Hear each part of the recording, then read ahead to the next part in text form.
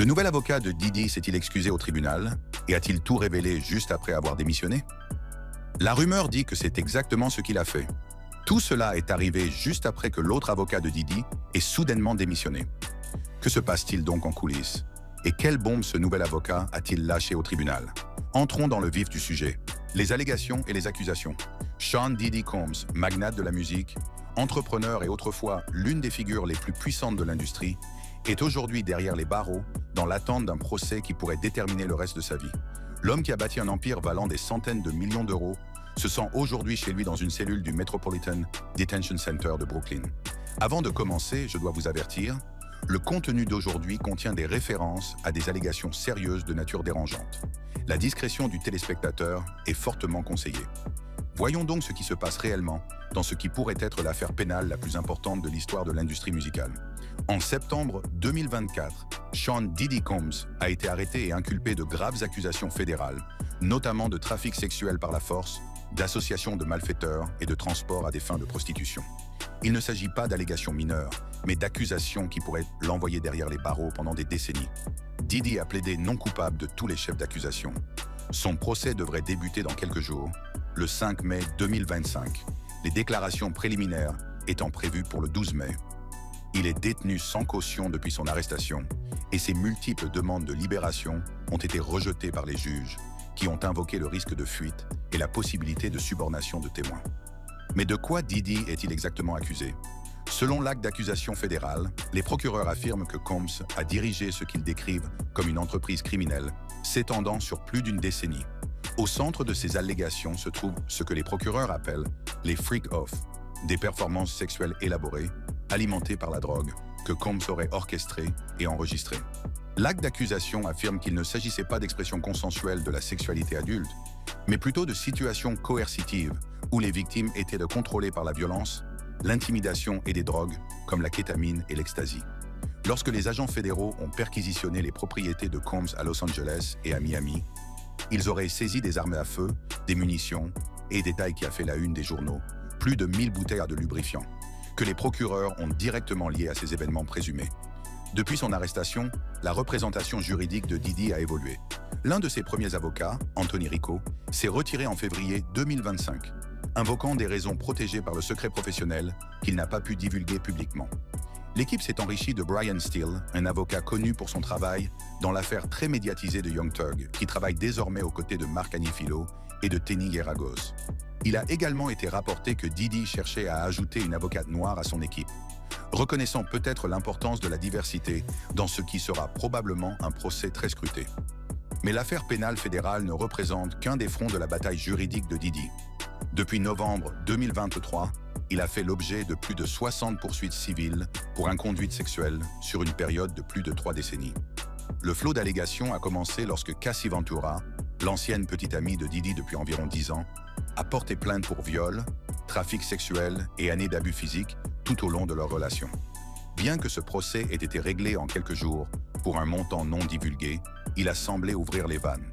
En mai 2024, CNN a diffusé des images de surveillance de 2016 montrant Combs en train d'agresser physiquement Ventura dans un couloir d'hôtel, une preuve graphique qui semble valider au moins certaines de ses affirmations. Combs a répondu par une vidéo d'excuses qualifiant son comportement d'inexcusable et assumant l'entière responsabilité de ses actes. À la suite du procès de Ventura et de cette vidéo, des dizaines d'autres accusateurs se sont manifestés. Joy Dickerson-Neal affirme qu'en 1991, Combs l'a drogué et violé, puis a enregistré l'agression et l'a partagée avec d'autres. Lisa Gardner affirme que Combs et le chanteur Aaron Hall l'ont violé, ainsi qu'une amie, après un événement organisé par MCA Records au début des années 1990. Crystal McKinney, un ancien mannequin, affirme que Combs l'a drogué et agressé sexuellement dans son studio d'enregistrement de New York en 2003. April Lampros a accusé Combs de 4 agressions sexuelles distinctes entre 1995 et 2001. Rodney Lilrod Jones, un producteur qui a travaillé sur l'album de Combs, a porté plainte pour avances sexuelles non désirées et interactions forcées avec des travailleuses du sexe. Les allégations concernant des mineurs sont peut-être les plus troublantes. De nombreux plaignants anonymes, hommes et femmes, se sont manifestés en affirmant avoir été agressés par Combs alors qu'ils étaient mineurs, certains à peine âgés de 10 ans. Une inconnue affirme que Combs l'a violée lors d'une fête en 2000, alors qu'elle n'avait que 13 ans. Au total, plus de 60 personnes ont intenté des actions en justice contre Combs, les allégations portant sur une période allant de 1990 à 2023. Nombre de ces actions en justice ont été rendues possibles par la loi new-yorkaise sur les survivants adultes et la loi sur les violences motivées par le sexe, qui ont temporairement levé le délai de prescription pour les survivants d'abus sexuels.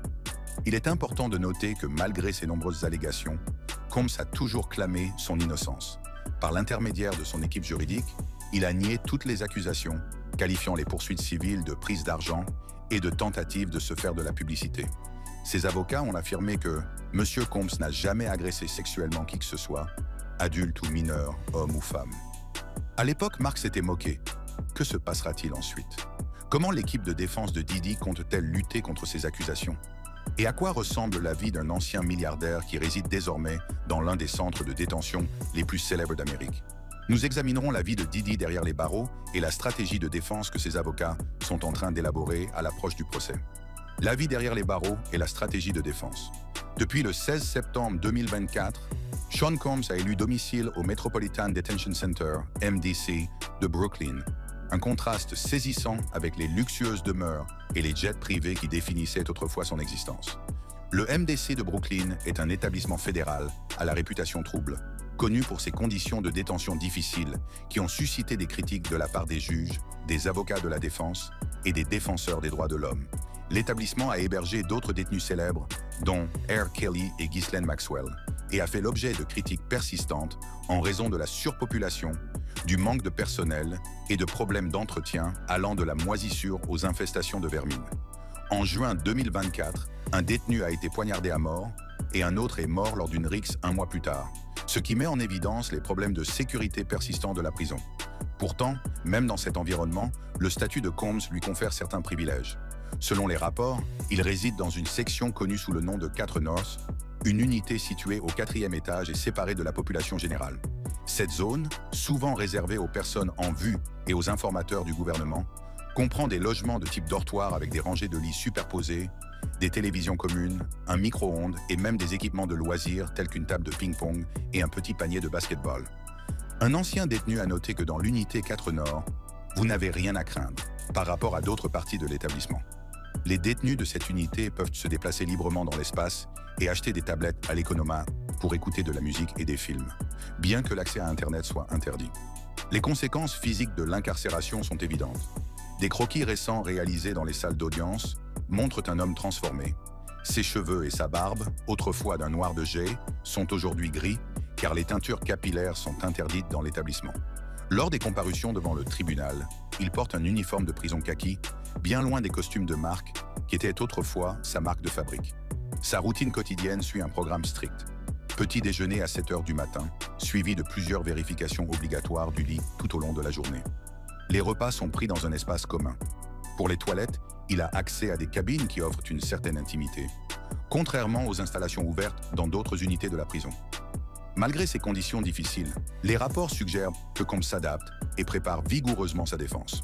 Il a accès à un ordinateur portable sans connexion Wi-Fi pour examiner les éléments de preuve de son dossier, disponible tous les jours de 8h à 15h30 dans une salle de visite.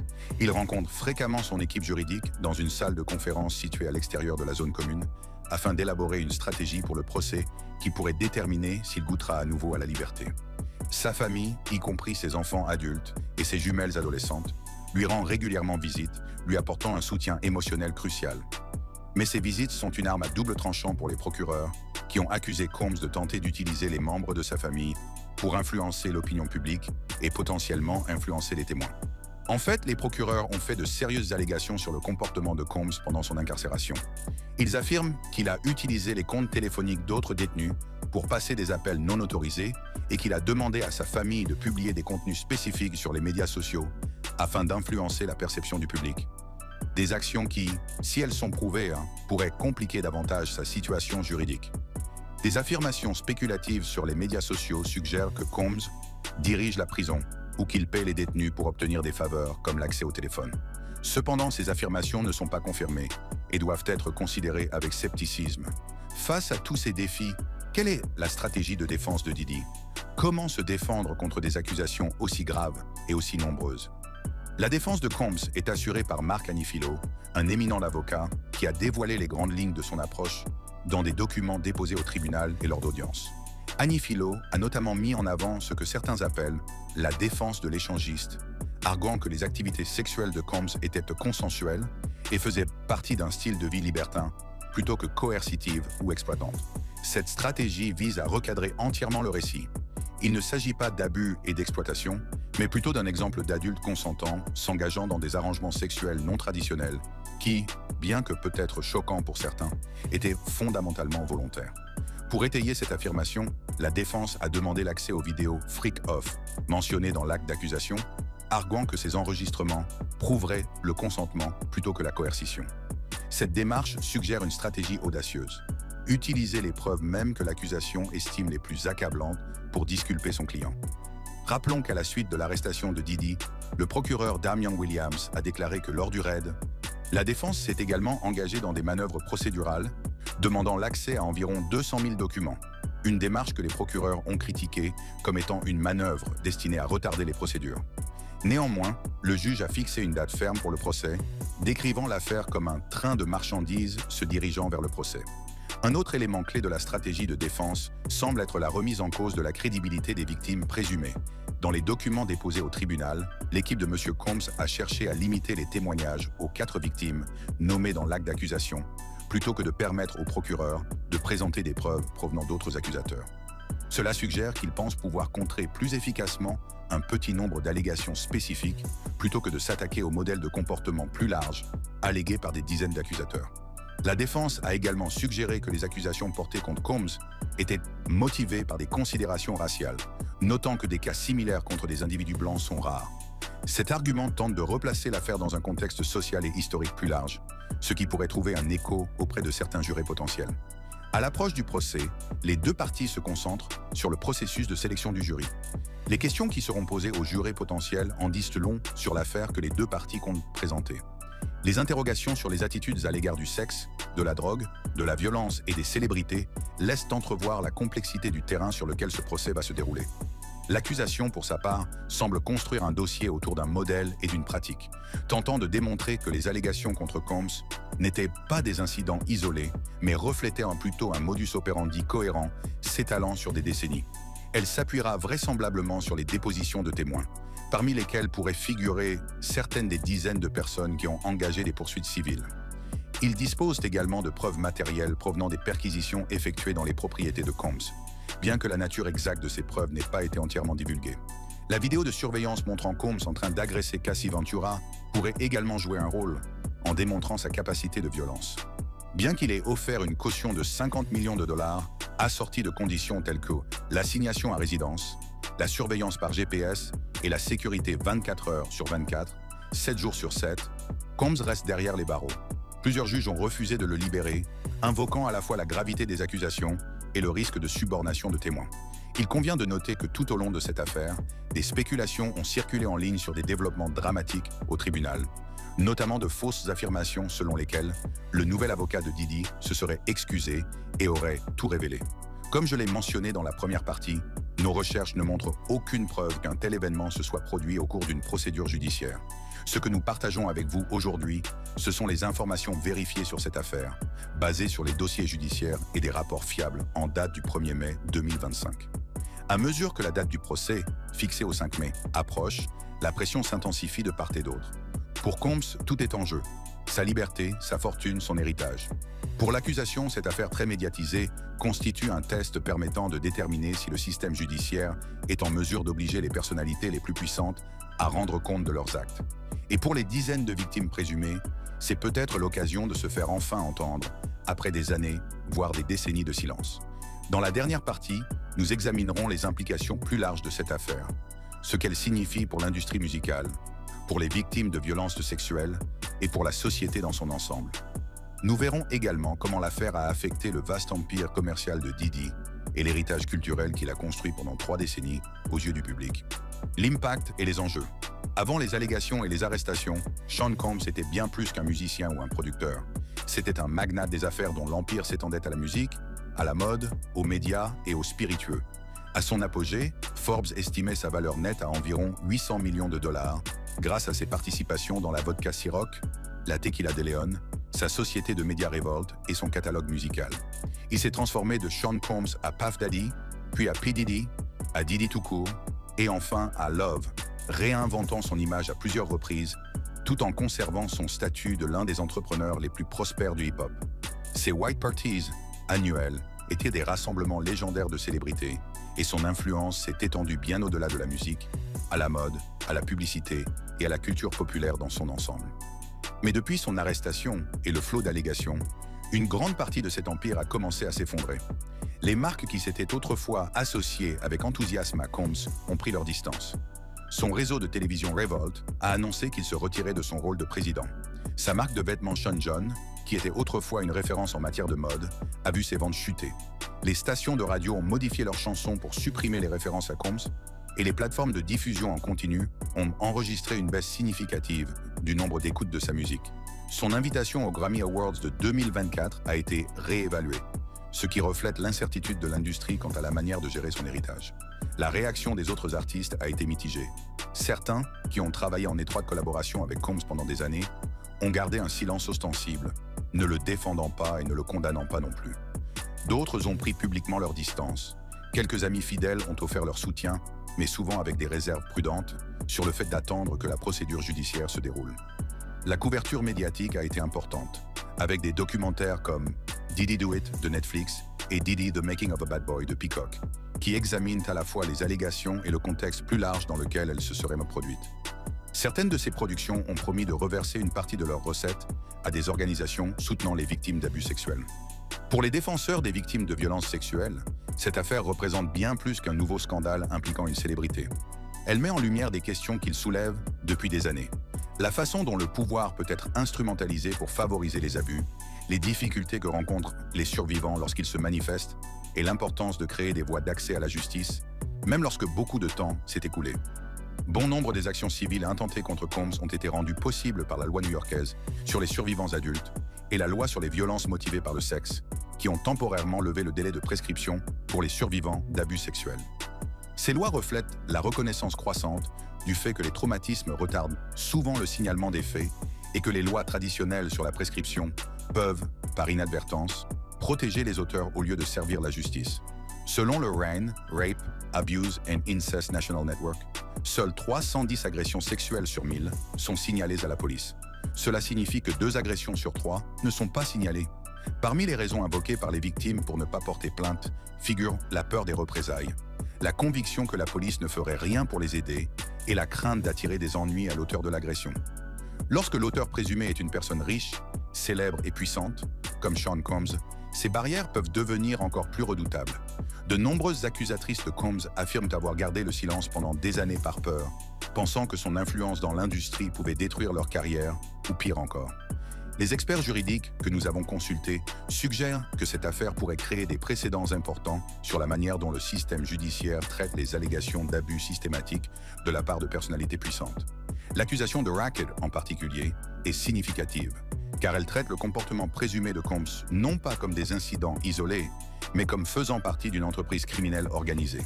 Cette approche a été utilisée dans d'autres affaires très médiatisées, notamment contre R. Kelly et Harvey Weinstein, ce qui laisse entrevoir un changement potentiel dans la manière dont les procureurs traitent les cas d'inconduite sexuelle présumés de la part d'individus influents. À l'approche de la date du procès, le 5 mai, les enjeux ne pourraient être plus élevés pour toutes les parties concernées. Pour Combs, tout est en jeu. S'il est reconnu coupable de tous les chefs d'accusation fédéraux, il risque des dizaines d'années de prison, voire la perpétuité pour un homme d'une 50aine d'années. Sa fortune, qui était autrefois l'une des plus importantes de l'industrie musicale, pourrait être considérablement réduite par les frais de justice et les éventuelles condamnations civiles. Son héritage, soigneusement construit pendant des décennies sous les yeux du public, a déjà été irrévocablement altéré. Pour les procureurs, cette affaire très médiatisée représente un test important. Pourront-ils obtenir une condamnation contre l'une des personnalités les plus puissantes du monde du spectacle, qui dispose de ressources pratiquement illimitées pour sa défense? La charge de la preuve dans les affaires pénales est importante, au-delà de tout doute raisonnable. Et il peut être particulièrement difficile de satisfaire à cette norme dans les affaires impliquant des allégations d'inconduite sexuelle. Pour les dizaines de personnes qui se sont présentées avec des allégations, le procès représente tout autre chose. L'aboutissement d'un courage, la reconnaissance publique d'une douleur privée, peut-être même le début d'une guérison. Leurs histoires, qui s'étendent sur des décennies et présentent des schémas inquiétants, ont déjà modifié le récit, quelle que soit l'issue du procès. Nombre d'entre eux ont déclaré que le simple fait de dire publiquement leur vérité, de ne plus porter ces expériences en silence, a été puissant. Même s'ils reconnaissent les défis que représente le fait de revenir sur un traumatisme par le biais de la procédure judiciaire. Pour le grand public, cette affaire montre que la célébrité, la richesse et le pouvoir peuvent créer des boucliers derrière lesquels les pires comportements peuvent s'épanouir sans être détectés ou contestés. Elle nous invite à réfléchir à notre rôle en tant que consommateurs de culture, en tant que participants à des systèmes qui élèvent parfois des individus à des postes où la responsabilité devient insaisissable. La question qui persiste, inconfortable mais inévitable. Combien de fois avons-nous détourné le regard? Combien de rumeurs chuchotées avons-nous écartées? Combien de comportements avons-nous normalisés ou excusés parce que l'auteur faisait de la musique que nous aimions, des films que nous admirions ou des produits que nous consommions? Voici ce qui nous attend dans les jours et les semaines à venir. Le 5 mai 2025, dans quelques jours, la sélection du jury commencera dans l'affaire fédérale contre Combs. Cette procédure pourrait durer plusieurs jours, les avocats des deux parties s'efforçant de constituer un jury impartial dans cette affaire très médiatisée. Les déclarations d'ouverture sont prévues pour le 12 mai, date à laquelle l'accusation et la défense exposeront les arguments qu'elles entendent présenter. Le procès lui-même devrait durer plusieurs semaines, voire plusieurs mois, compte tenu de la complexité des accusations et du volume de preuves et de témoignages attendus. Pendant cette période, les procès civils se poursuivront en parallèle, bien que nombre d'entre eux puissent être suspendus en attendant l'issue du procès pénal. Des rumeurs persistantes ont circulé sur Internet au sujet d'aveux spectaculaires dans les salles d'audience, notamment des histoires selon lesquelles le nouvel avocat de Diddy s'est excusé au tribunal et a tout révélé. Mais il ne s'agit pour l'instant que de rumeurs. Ce que nous avons partagé avec vous est l'information vérifiée sur cette affaire, basée sur les dossiers judiciaires et des rapports fiables en date du 1er mai 2025. L'histoire de Sean Diddy Combs, de ses humbles débuts à Harlem au sommet de la réussite dans l'industrie musicale jusqu'à une cellule du Metropolitan Detention Center de Brooklyn, est multiple. C'est l'histoire d'une ambition et d'une réussite, d'une influence et d'abus présumés, d'une image soigneusement construite et aujourd'hui potentiellement brisée de manière irrémédiable. Dans l'attente du procès et de son issue, nous sommes amenés à réfléchir à des questions complexes sur la justice, la responsabilité, le pouvoir et le processus parfois douloureux de séparation entre l'art et l'artiste. Il n'y a pas de réponse facile ici, pas de contes moraux simples, seulement la réalité désordonnée et compliquée du comportement humain dans ce qu'il a de plus inspirant et potentiellement de plus destructeur. Nous continuerons à suivre cette histoire au fur et à mesure qu'elle se développe, en vous apportant des mises à jour au fur et à mesure de l'ouverture et du déroulement du procès. Assurez-vous d'être abonné à notre chaîne et d'avoir activé les notifications pour ne pas manquer notre couverture. Merci d'avoir regardé cette émission. Pour rester connecté et profiter de l'actualité des célébrités, veuillez cliquer sur la carte affichée à l'écran.